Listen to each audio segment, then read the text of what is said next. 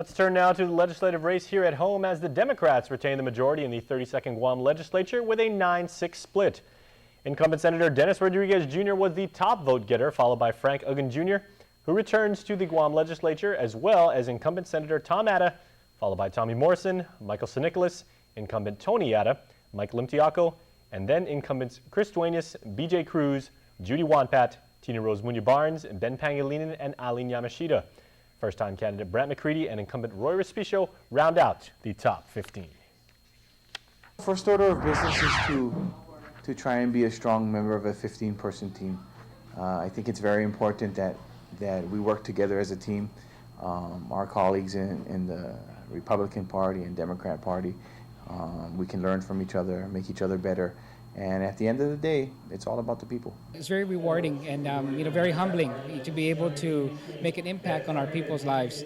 And so we're hoping to be able to serve another term and to carry out the commitment to represent the people the best I can.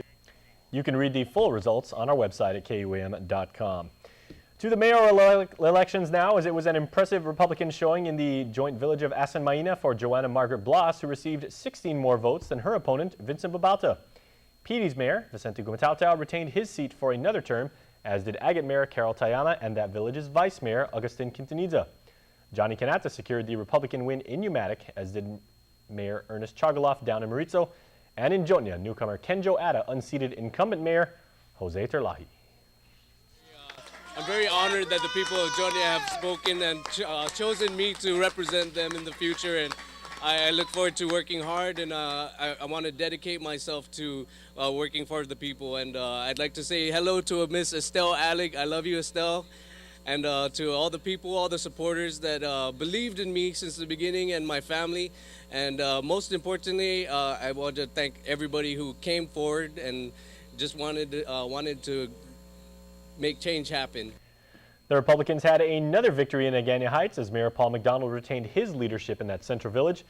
Same condition for Mangilao Mayor Nito Blas.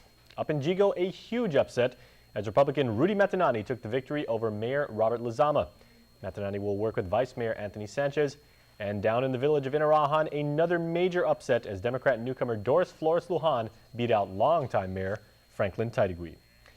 And let us turn to the congressional race now, as since the first set of results started rolling in, it was no looking back for Madeline Mama Bear Bordallo, who roared way past her Republican challenger, Minority Leader Frank Blas Jr.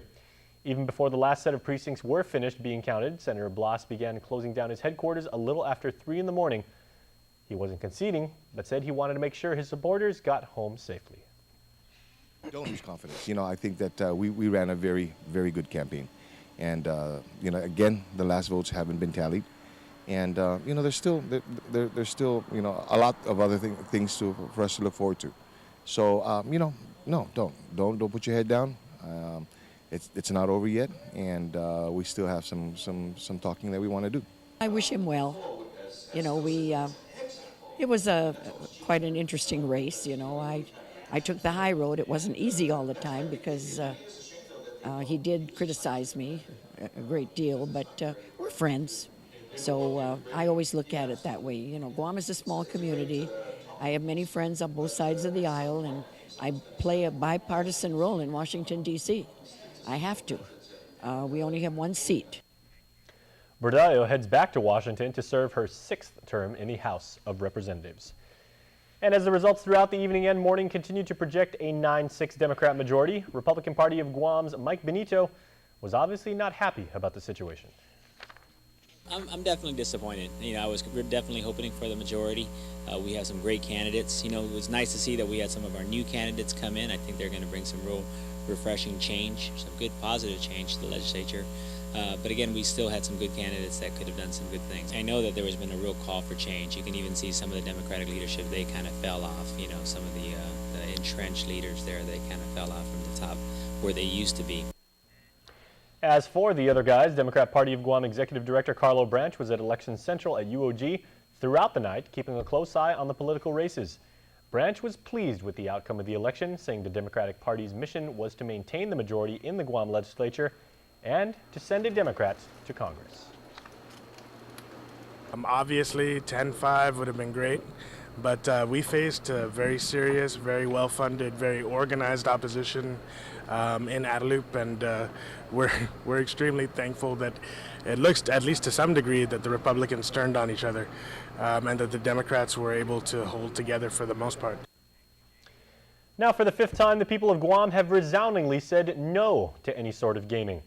Yesterday, more than 20,000 of your island neighbors voted no on Proposition A, otherwise known as the For-Profit Bingo Initiative, introduced by the Guam-Japan Friendship Village. And that doesn't even include the 3,200 ballots that were left blank, which counts as a no vote as well.